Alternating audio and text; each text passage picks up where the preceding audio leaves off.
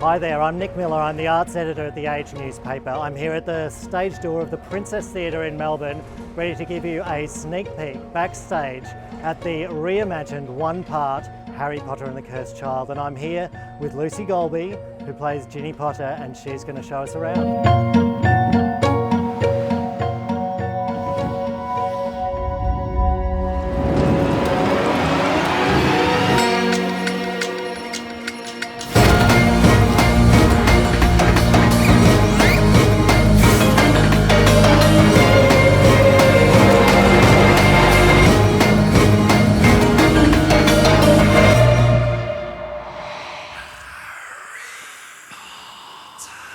I think there's over 100 wigs in the show, and as I say, some people change wigs constantly. So, do you ever have a moment where you're kind of going onto stage and think, is my wig going to come off in the middle of this? No, you can see all of the bobby pins.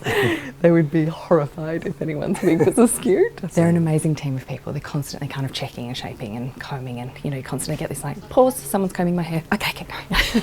So Diagon Alley, a little bit of a Diagon Alley, yeah. nod to Harry Potter aficionado. Indeed, Diagon Alley, and this is where the Harry, Ron, Hermione, Draco and I live. All right, so now we've ascended to about the height of the Empire State Building. I know. Where are we now? You get fit doing Harry Potter just from the stairs.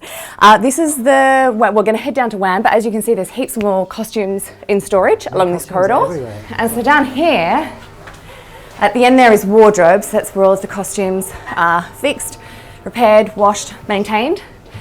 And then here, as you can see from the presentation on the outside, is WAM, which is what we call wigs, hair and makeup.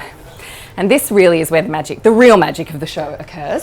Come on through. So is this a wig that's familiar to you? This is my wig. Do your Hamlet moment?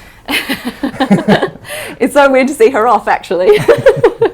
But yes, this is my beautiful Ginny wig. And all of the wigs in here are handmade. So they're literally stitched hair by hair into they do a fitting of our heads.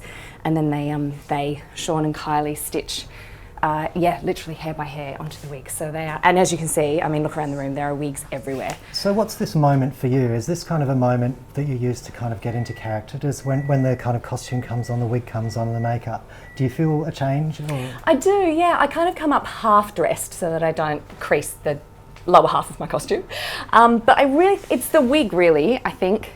I mean, we do a vocal warm-up in accent, but I feel like once I've got the wig on, I am slipping into a British accent as I walk downstairs, even though I'm technically not performing it. There's just something, the wig, I think, really makes me go, okay, that's Ginny, that's where she is. So we're about to go on stage. Do you have to be kind of careful walking around back here because you've got pyrotechnics and flame and special effects and holes that open up and everything? Do you have to watch where you stand? Yeah, incredibly. It's there's trapdoors, there's also all kinds of set and props moving continuously backstage, as well, of course, as the 35 cast members and then the 50 crew members. So we often talk about the choreography of backstage, actually, and how that is just as complicated as what happens out there.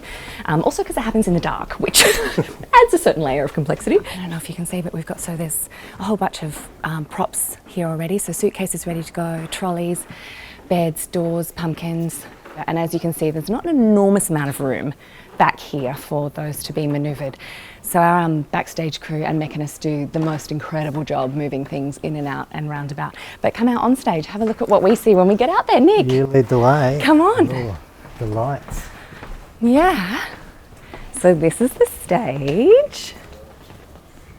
Fantastic. It's pretty cool, huh? It's such a beautiful theatre, isn't it? Unbelievable. And they did a massive renovation before we opened. So they replaced all of the seats. They redid the carpet. You'll see we've got Hogwarts carpet. They redid the wallpaper. We've got Hogwarts wallpaper. We've got these amazing stained glass windows. And then here, as well as out in the venue, they've got dragon sconces, and there's one for each of the houses. Now tell me about the reimagined one-night version of the show. And obviously you've been doing this for how long now? Since 2019? 4 years, I know. Years. And then suddenly you have to kind of unlearn it and relearn it at like twice the speed. Yeah. How's that process been for you? It's been amazing, actually. It's been such an incredible acting challenge because as well as unpacking what we've already done, we get to delve back into the script and ask those difficult questions again and renegotiate relationships between characters, and also really importantly renegotiate the relationship of the story to the audience, which has just different ramifications now from when we first started having those conversations in 2018. So here we are with this new show. Audiences are just about to see it. There's the opening night coming up. How would you sum up the energy of this reimagined version? It is like the Hogwarts Express. I was going to say freight train, and then I was like, no, we have a train. It's so fast, it's incredible. The show just takes off, and it just flies along. I think you can feel that from the audience. You know, the gasps and the laughs and the it just moves so incredibly quickly. And then when you stop for a character moment, you know, everybody kind of holds their breath for that little conversation, and then we fly on through again. It's and the thing that I've always loved about this show is the magic is magical, spectacular, incredible. Like some of the things how do you do? I'm in the show and I still don't quite know how they work, but they're part of the story. So there's no stopping for applause. There's nothing, we don't have any response to the magic. The magic just happens and the story moves on. And that, in this version, I think you just, there's constant kind of edge of your seat excitement about it.